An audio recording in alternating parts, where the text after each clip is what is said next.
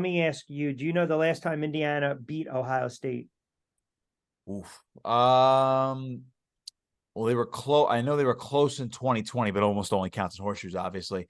Uh, Actually, I don't know if they played in 2020. I'm gonna say it's probably been at least 30 years. 1988. 1988. All right, so I was close. 35 years. There you go. Was that was that game in Bloomington or was it in the horseshoe? I believe it was in Indiana. I'd have to double check. It was 41-7, 27 straight losses.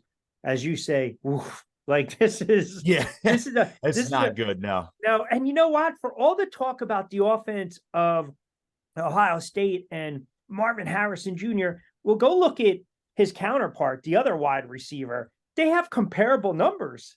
Yeah, Emeka Emeka, Egbuka is yeah. one that's he's one that's I don't think is talked about enough. Now when you talk about wide receiver duos in college football, you say, well, it's probably Ohio State. It's Marvin Harrison Jr. and Emeka Egbuka, and then you have the rest of their depth. And I mean, don't quote me on this, but from what we're gathering, from what we've wrote, from what our folks over at Letterman Row have wrote about on our On3 site, Carnell Tate, true freshman wide receiver. He might get some significant playing time early on in this season. I'm talking about he's probably in the top 4 of the depth chart. He's probably I believe he's on the 2 deep.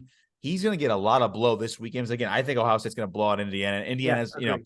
I know they're not a marquee football program, but Tom Allen, I respect him as a head coach. But since 2020, this team has been on a downward trajectory, and I hate to use that common phrase, but Indiana, I don't think is going to walk out of there with anything really to smile about after against Ohio State. Because again, they're going to, Kyle McCord's the starting quarterback for Ohio State. He was named that earlier this week. Devin Brown's going to back him up. I'm sure we're going to see both of them this weekend because I can bet you by halftime, Ohio State's going to be up, 28, 31, nothing, 31-3. They're going to have about a 4-score lead going into the halftime break, barring something unforeseen. You're going to see a lot of these young bucks from Ohio State, and especially ones that could contribute down the line. But I mean, it is amazing how this Big Ten matchup has been so one-sided. Yeah, and so Indiana's 2-16 in Big Ten play since 2021. They've been outscored in those losses 259 and 125. I'm curious to get your take on, there's no Stroud. Brian Hartline has done a magnificent job with these wide receivers. He turns around. He's the new offensive coordinator. Is Daly going to flip-flop these quarterbacks? Are we going to see series between series, McCord and the kid Brown? Like, this is a 25-3 game. How do you think it plays out? I mean, McCord's the starter. Right. Well, like I just alluded to, I think Devin Brown is going to play in this game. I know it's a conference game, but it's still a season opener. It's a game. Yeah, it's a game they're probably expected to blow out the Hoosiers. So you're going to see McCord. And people forget about this about Kyle McCord.